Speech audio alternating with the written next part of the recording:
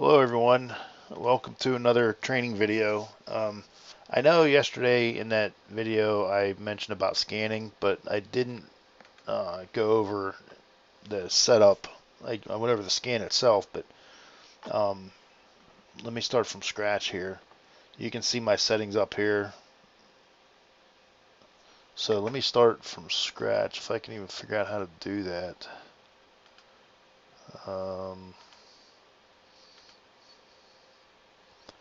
Alright, let's do remove all filters. I usually just edit a previous one.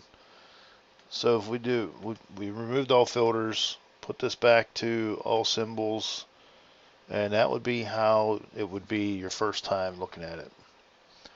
So you come up here, um,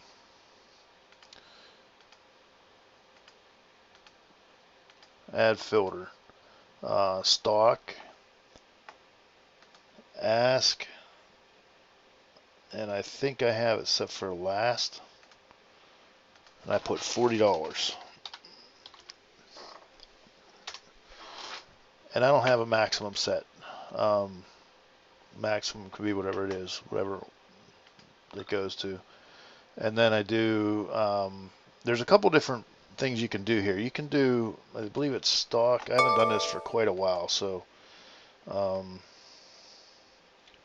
you can do volume and set your minimum volume. Or you can also do, instead of that, you can do,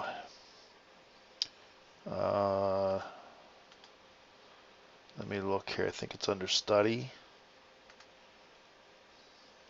And you can do average volume. So over the 50 period simple moving average, the volume is greater than 1 million, or you can set that to whatever you want. We'll just leave it at whatever. And you can set your time period here. You want it, when you're doing volume, you want it for the day, because you don't really, I don't want to say you don't care what volume is on a 5-minute candle, but you're looking to filter stuff out. You're looking for stuff that has larger volume on a daily basis. So let's just, I always put 500,000. So let's go with that. And now you can put in whatever parameters you want. So you can come up here, you can put add filter. You can add study, and there's a bunch that are all already pre-built. There's bearish and bullish candlestick patterns, so it'll look for anything that has these candlestick patterns. There's the bearish only candlestick patterns, the bullish only. You can do corporate actions, dividends, earnings, splits. You can do crossovers, ADX crossover, Bollinger Bands, MACD, histogram,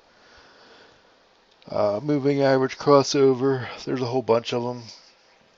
There's licensed studies, which are studies that they're studies that ThinkorSwim pre-programmed in here. I don't believe it'll let you see the code for it, so I don't. I've used the squeeze scan before. I've used a trend scan, and I think that's all that I've ever used from here.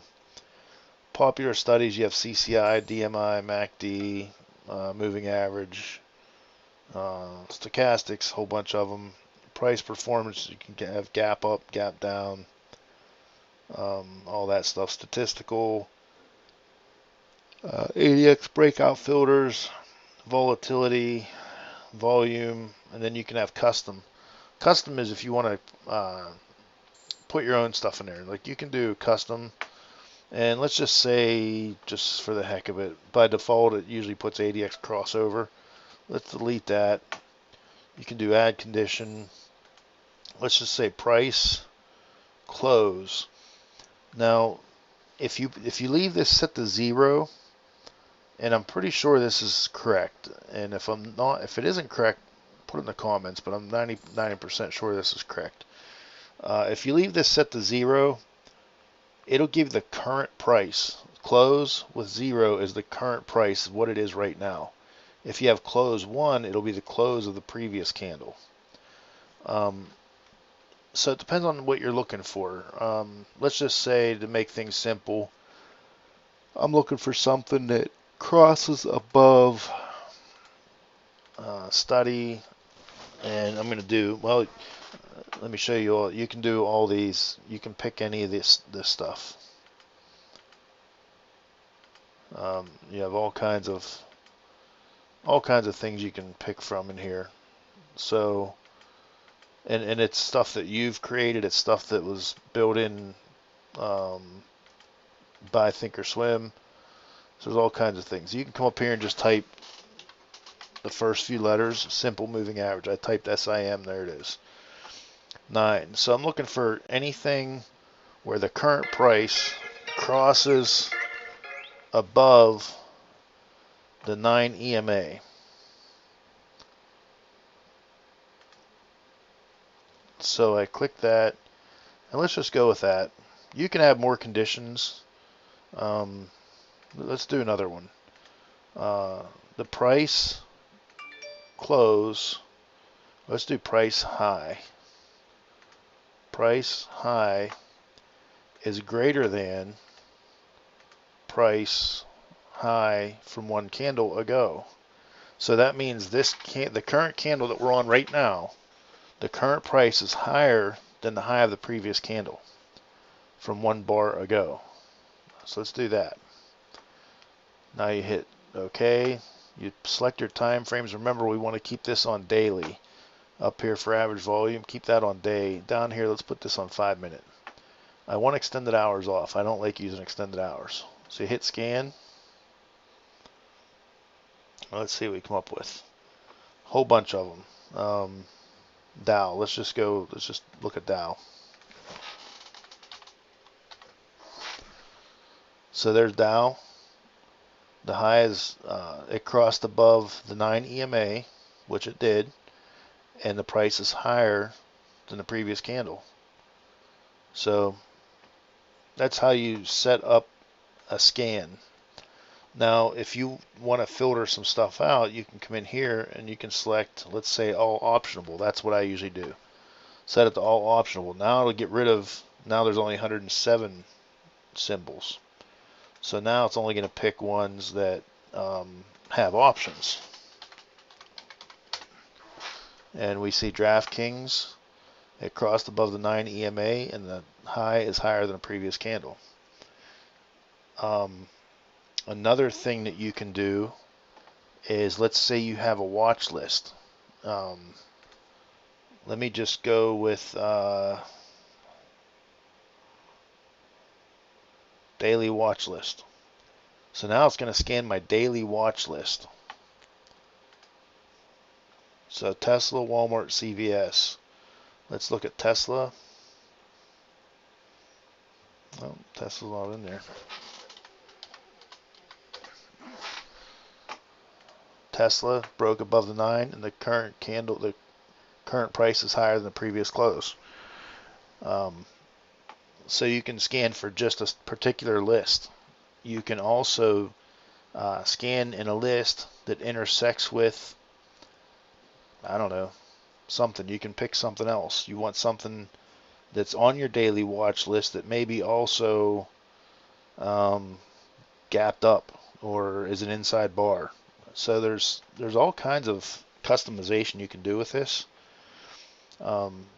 I have a bunch of them saved. When you're done, you find what you want, get it the way you want. You come up here to this middle one, hit save scan query, save it to whatever name you want it to be. I always put the time frame in front of it. Now when I'm running a scan from here, the time frame doesn't really matter, because I can come in here and change this however I want. But when I'm over here and I have this open, I want to be able to see the time frame. In fact, when you select it, if I went in here and selected and didn't have the time frame down, I wouldn't know what time frame it was. So this might pop up on here, but I wouldn't know what time frame to put on the chart to find that, to view it. So I always put the time frame first, and this I just created a little bit ago, just messing around. It's a 5 minute where the 9 SMA, now let me show you. Load scan query.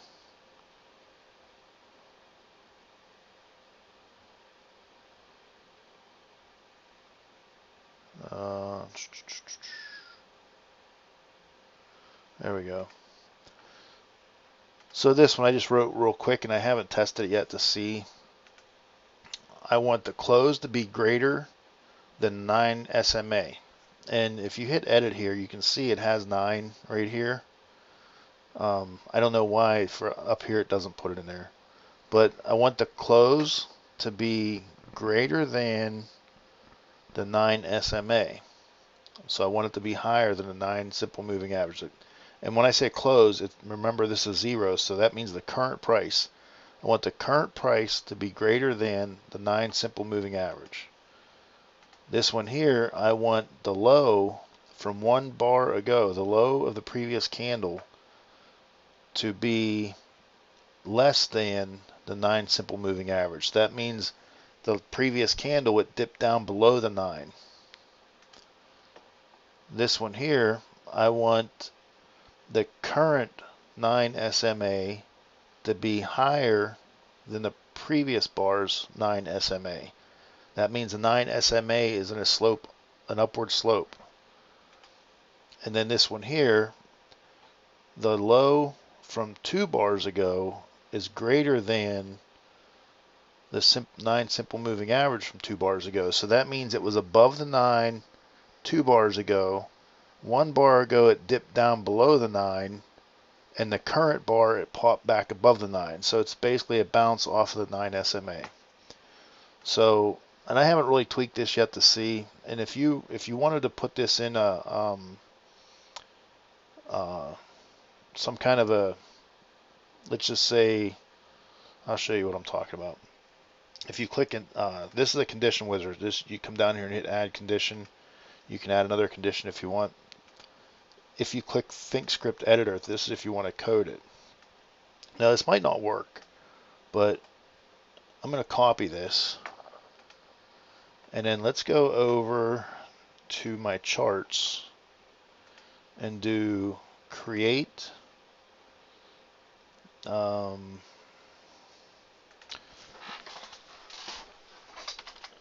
trying to think of what I need to have here. Declare.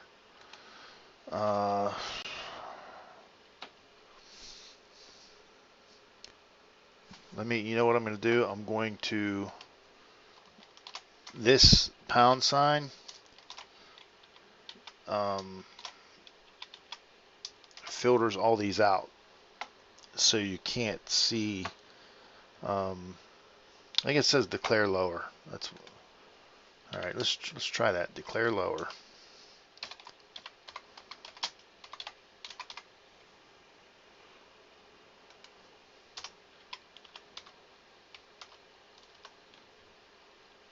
Oh, I think I messed up.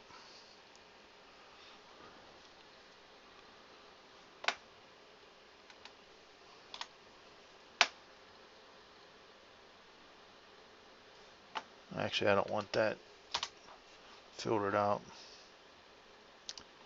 Let me try this again. I might have. Sometimes you have to play around with these. Try to paste that in one more time. Yeah, see, sometimes you have to play around with these. Sometimes they'll work, and sometimes you have to play around. If you go to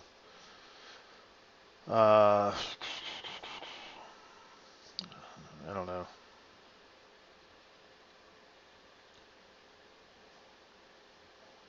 Let's go to, I have one here for gaps.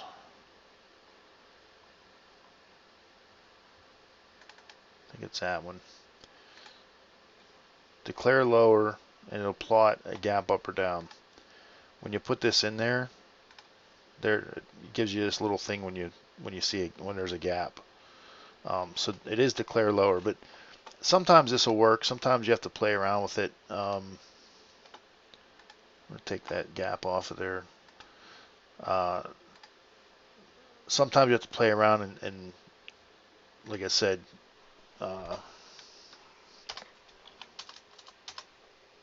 declare lower. All right, I can spell. And then you have to figure out why. Invalid statement, close. Um, close is greater than, so it's not looking for close. It's looking for, I don't know what the keyword would be here. Price, close. But you get the point. You know, I'm not. This video is not meant to be a coding class. I'm not a very good coder, as you can see. I just play around and learn enough. But once you get it to work, you come up here, you name it whatever you want, and then you hit OK, and hit apply and OK again, and it would show whatever you programmed on here. It might show the little point here. It might show an arrow here. But that's how you do that. So anyway, that's how you set up your scans. Like I said, you can set it if you want to trade lower price stocks, change the price. You want something that's very highly liquid, change that to maybe $1 million, maybe 5 million if it's, you know, if you're talking penny stocks. Just all kinds of whatever you want to set it for. This is what I usually leave mine at. I just put it on all optionable, intersects with none, exclude none. You can do exclude. You can pick stuff here so it won't. Maybe you don't want to see anything that got downgraded, so you can exclude that. So, so that's just another video. I don't know if I'll try to think of something else. If you guys think of anything you want a video done on, let me know. I showed you yesterday, we kind of did this backwards. I showed you yesterday how I scan and how I set up my targets. Now I'm kind of going backwards and showing you how to set the scans up. So, and if you see somebody that has shared a scan or shared something, it'll say http //tos.mx/ something. You can copy that, come over here to setup, open shared item, paste it in here, hit preview, and a little box will pop up, and you'll have a thing here to put it, to name it to whatever you want to name it, and then you hit import, and it'll import it in, so you'll have it. So that's how you import when you see somebody sharing an http //tos.mx/ something. So that's how you do that. So, all right, thanks for watching, and we'll see you later. Bye.